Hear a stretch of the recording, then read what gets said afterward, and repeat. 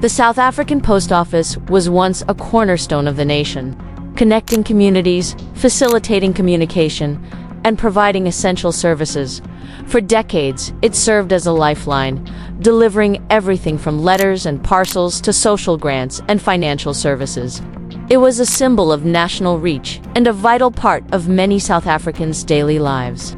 However, over the past decade or so, SAPO has experienced a catastrophic decline.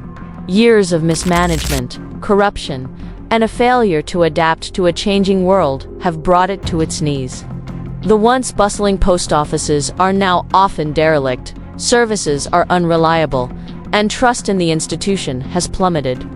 We'll delve into the key factors that led to this collapse, starting with the impact of technological advancements.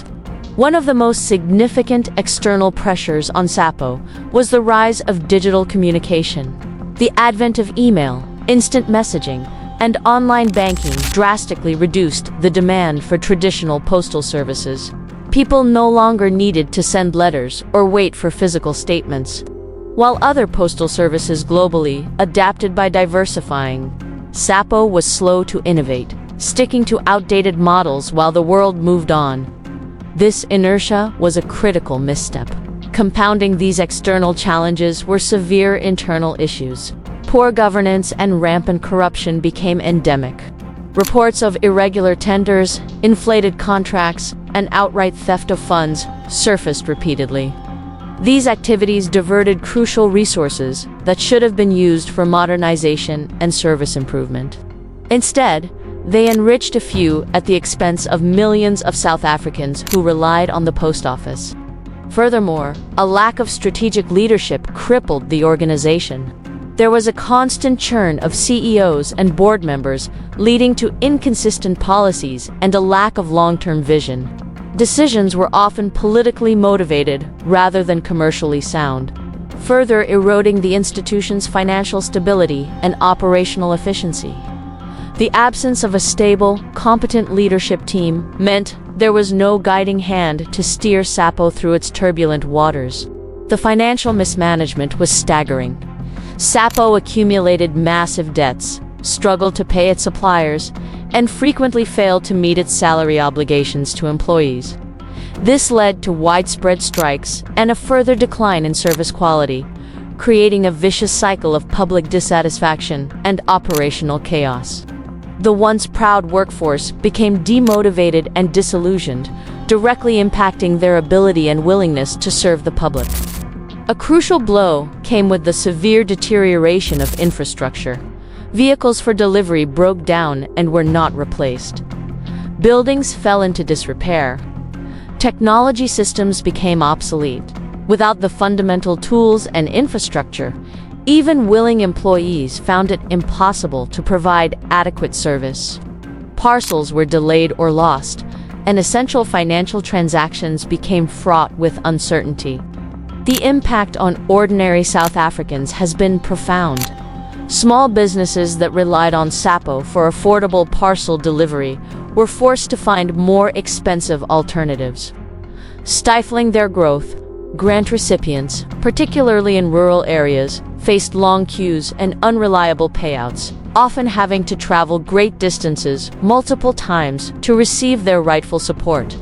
The social fabric that SAPO once helped weave began to unravel. Consider the personal stories. A grandmother unable to receive her pension without immense difficulty. A student anxiously awaiting university acceptance letters that never arrived, or a small crafter losing customers due to lost shipments. These aren't just statistics. They are real people whose lives have been negatively impacted by the collapse of a vital state entity. So, is there any hope for the South African Post Office? Despite the grim picture, there are glimmers of possibility. The government has acknowledged the severity of the crisis, and there have been discussions and attempts at business rescue and restructuring. For SAPO to revive, it needs a complete overhaul. Firstly, decisive and ethical leadership is paramount. A stable board and management team, appointed on merit, must implement a clear, long-term strategy that prioritizes financial discipline, operational efficiency, and customer service. Secondly, a robust anti-corruption drive is essential to restore public trust and ensure resources are used appropriately. Innovation is also key. SAPO needs to embrace technology, not run from it. This means modernizing its logistics, offering competitive e-commerce delivery solutions, and potentially leveraging its extensive network for new digital services, perhaps even becoming a hub for digital inclusion in underserved areas.